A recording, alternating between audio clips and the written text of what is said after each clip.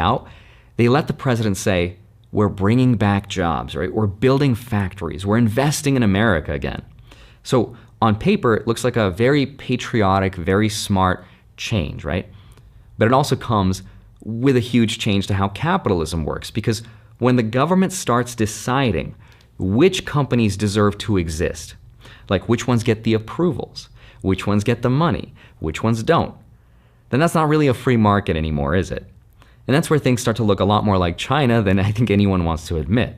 But then the question is, so what? Is that such a bad thing? Before we get into that, here's something I've been personally doing to keep stacking sats while the rest of this plays out with the Bitcoin credit card by Gemini, who's actually sponsoring this video, and it's a card I've been using for a while now. All opinions are mine, and they weren't influenced by Gemini. I use it like any other regular credit card for gas, groceries, and travel, but I earn Bitcoin every time I use it. It has no annual fee, and you can see the rates and fees in the description for more info, but you get up to 4% back in over 50 cryptocurrencies instantly, and you can choose which one you want. Personally, I have mine set to Bitcoin, of course, but it's 4% on gas, transit, and rideshare, 3% on dining, 2% on groceries, and 1% on everything else. It's a MasterCard World Elite. I've used it internationally with no issues, and every time I use it, it adds to my Bitcoin stack, and I plan to hold that for the long term. The best part is you're investing as you spend. In fact, according to Gemini, cardholders who earned and held their Bitcoin for 1 year saw an average appreciation of 176%.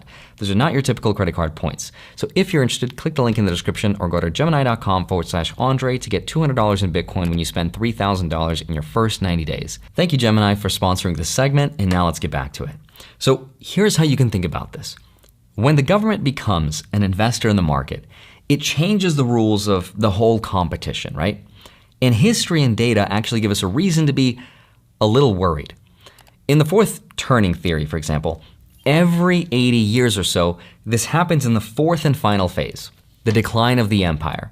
And that's where the government steps in to take control of the industries that it sees as important to its own survival. Like during the 1940s, for example, that was steel, oil, and weapons.